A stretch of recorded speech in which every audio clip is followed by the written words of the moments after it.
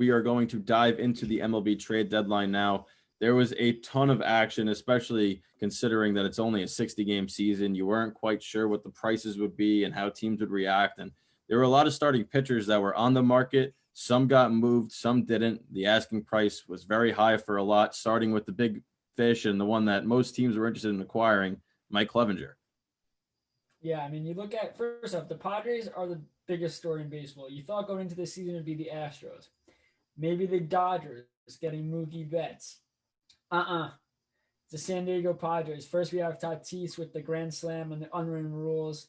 And now they acquire Mike Clevinger, and they gave up a lot, but this is a guy, he is such a talented pitcher. He's on the year 1-1 with a 3.1 ERA, but last year, 13-4, 2.71 ERA, 169 Ks, and 126 innings pitched. And this San Diego Padre team, who year after year, it's like the Mets, honestly, but no one, obviously we're on the East Coast, no one here is really paying attention, but it's the same storyline. They get players, they acquired Hosmer a few years ago, Will Myers, nothing, and now you're finally seeing this team come to life, and they're only, I think, a half game back of the Dodgers. No. They're five games back. Games back. But they're 21-15, and obviously the Dodgers are the Dodgers, one of the best teams in baseball. But this is a huge move by the Padres. I personally think that this move is going to be great for this season, but in the long haul, I don't quite understand it. This was a team that was 14-12 about 7 or 10 games ago, because now they're 7-3 since then, and just all of a sudden now they're World Series contenders, and they got a great pitcher, and he's going to put them on a nice little playoff run, but they're still 5 games back of the Dodgers. They're not close to the Dodgers yet. Granted, series, you never know what's going to happen, but the Dodgers are a very good team, and they gave their number 7 prospect, 9 prospect, 11 prospect. They gave away Austin Hedges and Gabriel Arias, who is their 7th prospect, and Josh Naylor, who's a very good young player too. So they gave up 5 players in this deal. They also made another deal earlier, which we'll get to, where they gave up a couple of pieces to one of their top prospects in Taylor Trammell. So they have a very deep farm system, but they have parted with a lot. Now you're banking on the guys that you kept panning out and the guys that you have on your roster now being as good as they have been. But the one interesting caveat here, Mike Clevinger hasn't pitched in a long time. He got sent home by the Indians, had the whole clubhouse debacle, and now all of a sudden is having to come into a playoff race. If he has 2 or 3 bad starts in a shortened season, he's only going to make 5 starts now with the Padres. So very interesting to see how that pans out. Well, they're all in. I mean, you talk about how much they've given up already. They are going all in here. And like you said, this is a big move, and Clevinger hasn't pitched. He got in a lot of trouble. And I'm interested to see what his new teammates think of what happened. Do they just pay attention and go strictly, this is baseball, we're here to play?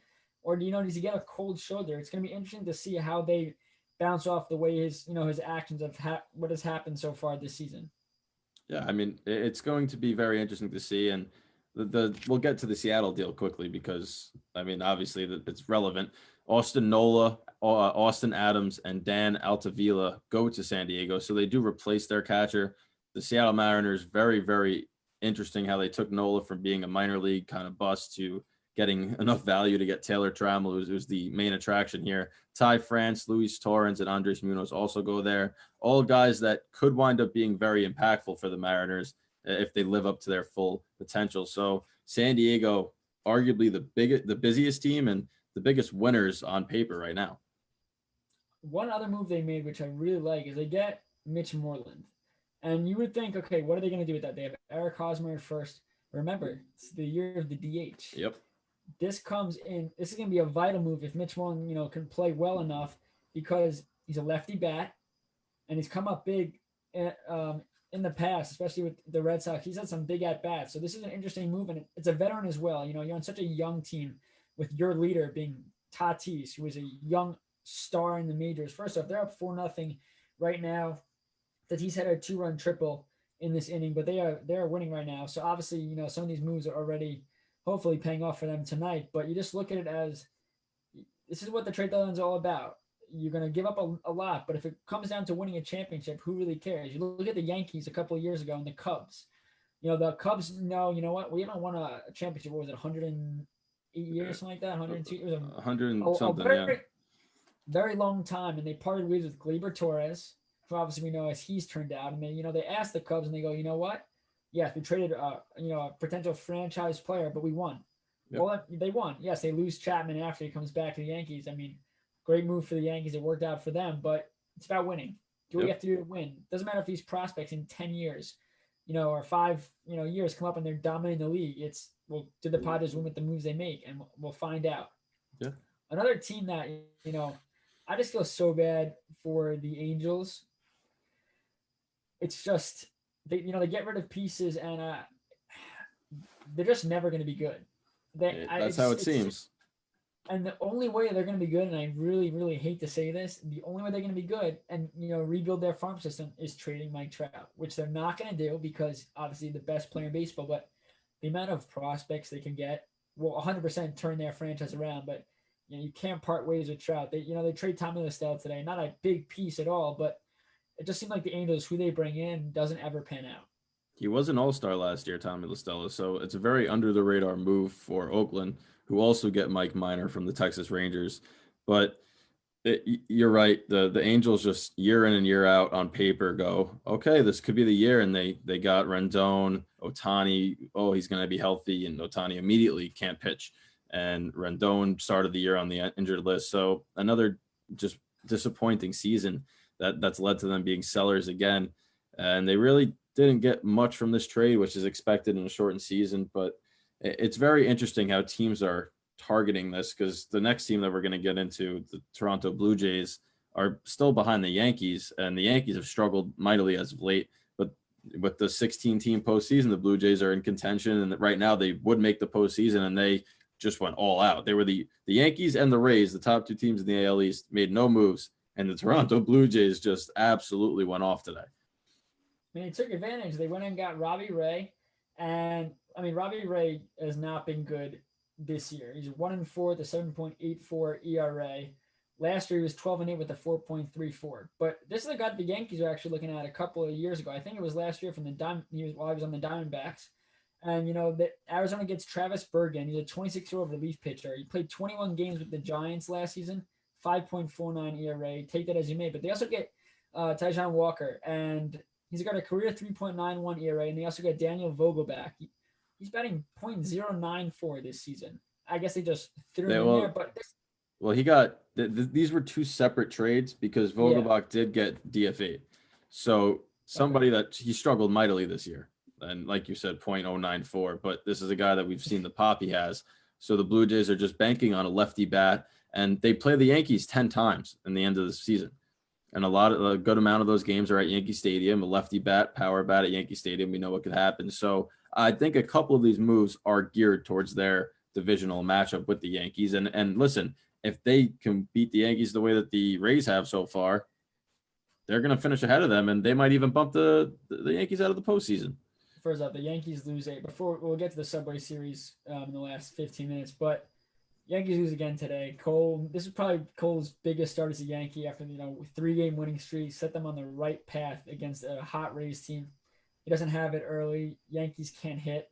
They just forgot for a little bit. Yep. And they lose the game. But, I mean, right now they are 4.5 games back from the Rays. And if the Yankees keep playing the way they've been playing, take away their 3-game winning streak, which came in the weirdest fashion possible, crazy games. Yep. It's not looking good for them. And a team like Toronto, they play 10 times. Those are 10 big games. And they go out and get pitching, which is something they really needed. Their offense, Toronto's offense has played well. Vladimir Guerrero Jr., Kevin Biggio, they are a young, offensive-driven team because their pitching's not great. But they go out and make 2 big moves, and we'll see if it pays off against the Yankees and the rest of the teams they face this season. Yeah, and the third and final move that they made today, which kind of flew under the radar, was they acquired Jonathan VR from Miami, who Miami was also surprised today because they wound up being buyers and sellers, and they're not above 500. They're not a great team, but like we said, the National League's wide open. So they did acquire Starling Marte and kind of are trying to make that little push that they need, maybe get a veteran guy. But Jonathan VR to Toronto fills a big void that was left by Bo Bichette when he got injured. And you're talking about a guy that's a veteran that is hitting .272 this year. He he knows how to play the field. He knows how to bring up a locker room, and Toronto's extraordinarily young. So the big pressure of what's going to happen in the stretch run when they do play the big New York Yankees is going to be big on and fall on his shoulders for the most part. He's going to have to look at a Vladimir Guerrero Jr. and the young guys that you mentioned and bring them up. So I do like that move. He doesn't have to produce at the same rate as a Mike Clevenger does for San Diego for that move to pan out, because we all know that once Bo Bichette gets back, he's taking over again. So not a lot of pressure on a veteran guy. Just bring him into a young locker room. And I really, that move wasn't talked about a lot today, but I tend to like that one the most. Did you see what happened to VR today during the Met? First off, the Mets lost 5-3 to the Marlins. In this game, in the early innings, Wilson Ramos hits a flare. It's, past second base, and Villar makes a great play diving into the outfield to catch it. Gets the dugout. His manager calls him over and goes, "We're pinch hitting you. You just got traded." Well, I saw he got removed, but I didn't see the whole removed, part. And his coach has the manager go hand on his back on great play, but you're off. So I mean, a lot of interesting moves to that. I mean, Starling Marte, 311 batting average, 2 homers, 14 RBIs, goes to Miami. They're at 15-15 right now. And again, like you said, the National League's wide open. Can a guy like Starling Marte help a team like that pass it? Back in 2017, he was suspended 80 games for PEDs. Obviously, we're past that now, a couple of years down the road, but this is a good player, and he took a lot of slack for the suspension. Obviously, when people consider, well, you can't obviously be good if you took PEDs. That's why he took it. It doesn't make you good.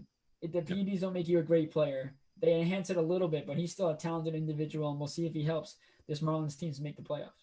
I agree, and he's not one of those people that's going to rely on power. You don't like power hitters can vary year to year. Marte is consistent. He's not going to blow you away with his power numbers, but he's going to hit for average. He's going to come through against left-handed pitching, and he's a very, very solid outfielder as well. So a key addition there, and honestly, it might just be enough. Like you said, they had two. They played the Mets well today. They beat DeGrom, so that's something that most people can't do, and they're crawling into the playoff race. They started off hotter than everybody thought, especially after the COVID hit that they took.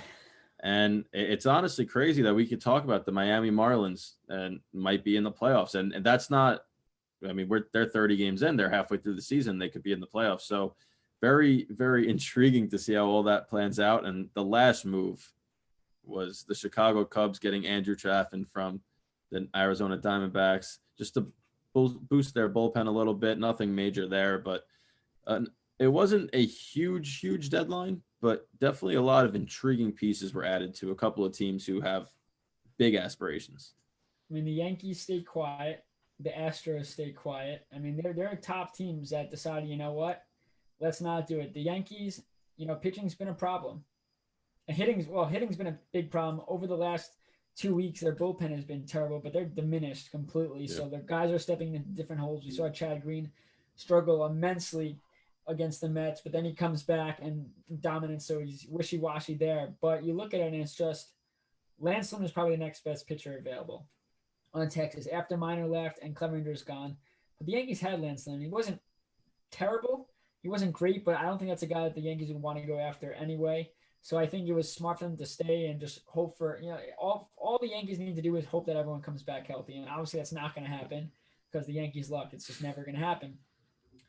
But they're having a problem right now scoring. They're having a problem on all facets of the game besides fielding. We haven't seen that many errors. I mean, there was a big error by Voit yesterday, but besides that, it's been really getting runs for their pitchers because their bullpen's coming in. This is a bullpen that's usually lights out, one of the best in baseball.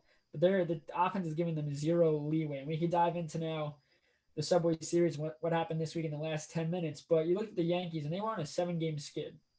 I think if I heard correctly, they were talking about it. The Yankees haven't lost 8 or more games. I think they've done it like 3 times in their existence where they lost 8 or more games in a row. They haven't done it in a quarter century, they said.